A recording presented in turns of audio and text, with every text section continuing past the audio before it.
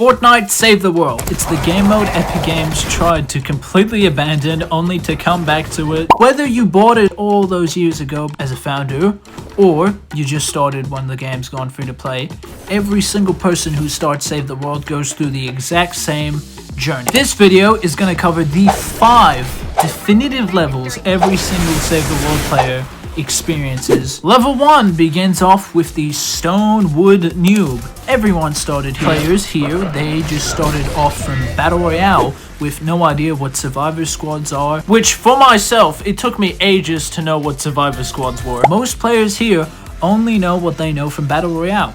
The fact that you can build, you can shoot, and any other things that Battle Royale has, and essentially they just build a bunch of walls around the Atlas or whatever defense it is.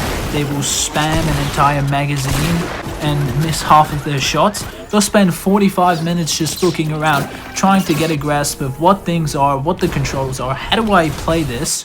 Especially since they removed the tutorial, which if you need some guides, I do have a bunch of videos which you should go watch if you want to get better at Save the World. Sadly, this is where most players stay at, actually, because, well, they don't really play. They either quit or just get stuck in here trying to understand how to play the game. As you can tell by the evident fall off of Save the World's player count when it went free to play, it peaked and then immediately fell back to pre-peak numbers. You are an OG when you were in level 1. This is probably when you got scammed the most and when you tried doing a lot of trading. Which is exactly what happened to me when I was in Stonewood. There was this guy trying to warn me, but I didn't listen and I got scammed. To simply put it, no one at level 1 knows how to play the game. No one knows how to really do anything at level 1, especially with the fact that they removed the tutorial, which makes it even worse for new players. On the rare chance you experience one of these rare hidden gems, be sure to help them out.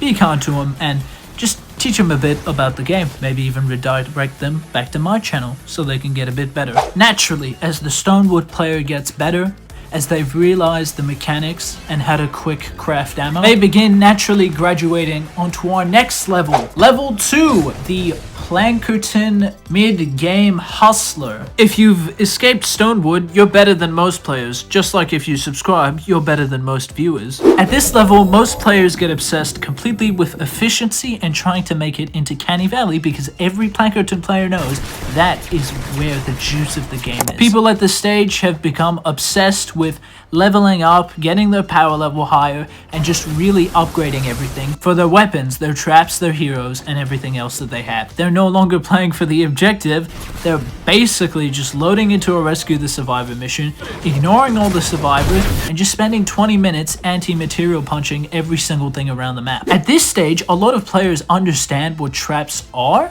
but they will simply just spam a bunch of traps. As you can see, I spammed a bunch of traps. They will also use old strats, and with the farming that comes, they also farm daily quests and absolutely spend all of their X-ray tickets on those llamas. And any other resources, as soon as they get that, they will immediately spend it on something, which led to me constantly wanting Survivor XP. And everyone basically has autofill survivor squads because at this stage they've learned what survivor squads actually are. Can someone explain to me in the comments though how turning off autofill really works nowadays with the changes they made to power level? Mostly Plankerton players, they do need some help still, so if you're in a higher power level, be sure to help them out and don't make fun of them. Level 3, the Canny Valley Ghost Town Survivor. Now that's a very long name. You're probably wondering, why is it called the Canny Valley Ghost Town Survival? Canny Valley is basically purgatory. If you've made it here, you've become accustomed to the game, you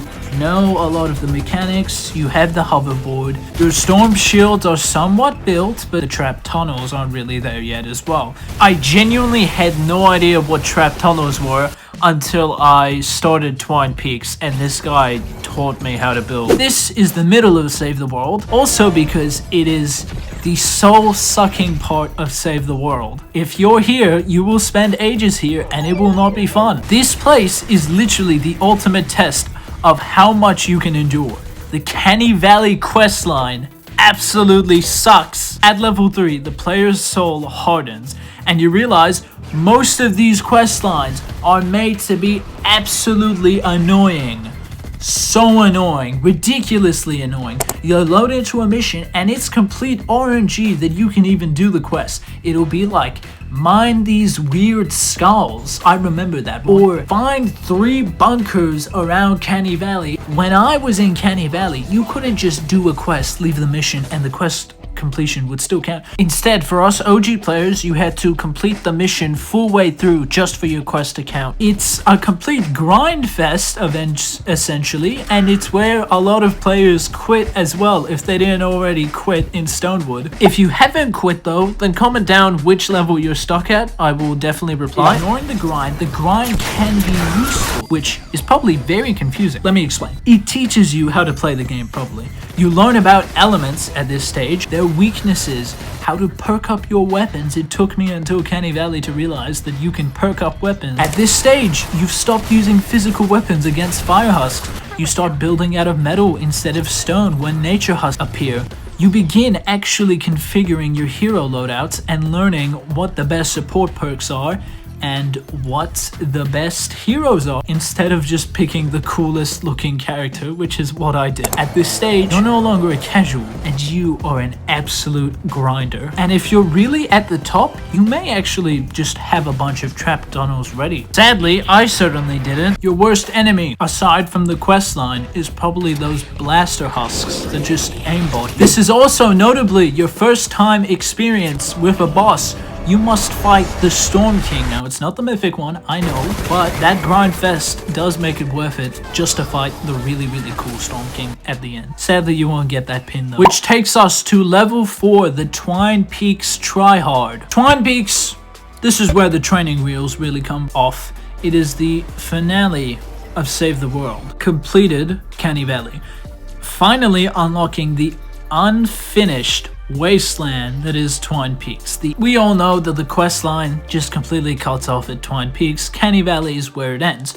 No one here plays for fun. Everyone plays for optimization, maxing out your survivor squads, debating whether reload speed or durability is better in a 160 zone. Most players at level 4, if you're level 4, you are either planning and preparing for the Mythic Storm King, or you're farming out the Mythic Storm King to get all those Mythics. Players in this stage, they know Save the World like the back of their hand. And often this is where most founders are, or they could be at level 5. To put it simply, level 4 is where all of the established, experienced, last few remaining Save the World players are. And if you are one of these guys, thank you for still holding on to this game. I don't know how you have after all these years of it not being updated. If you're in here, you know everything about Save the World, and you may even just start speed running through missions or speed running through that abysmal excuse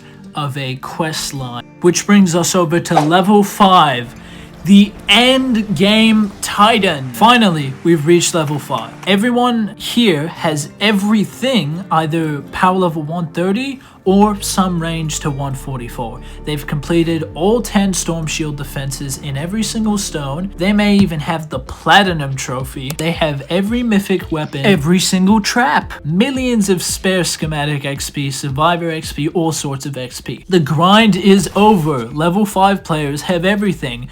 They've built a fully automated Wave 30 endurance base just to leave their device AFK and get all of those sweet, sweet Battle Pass XP. Back in the glory days, they drop stacks of Sunbeam and a bunch of 144s for Stonewood players, and then absolutely watch little Timmy lose his mind over getting all of these weapons. Players at this stage only come here because they're a founder and they want their V-Bucks. That is the only reason you would still be playing, or unless there's a new update to Save the World, or maybe one of your friends wants to play. But there's not a lot of reasons left at this place, as you've virtually done absolutely everything the game has to offer and know every single thing. You've got thousands of X-ray tickets just piled up, thousands of gold, thousands of every single material, and everything's maxed out, and you have everything in the collection book. This is the complete 100% finish of Save the World. They've beaten the game, and really, they're either here for greed or to vibe. Most players being a mixture of both, which I'd agree with. I'd say I'm a mixture of both. And with that is the 5 levels of every Fortnite Save the World player I hope you enjoyed. This is the end of the video now. Where do you land on this spectrum though? Comment down below. Are you still trapped in Canny Valley? Or have you maxed out everything? That's about it from me. Like, comment, subscribe, hype this video, become a channel member, and bye bye.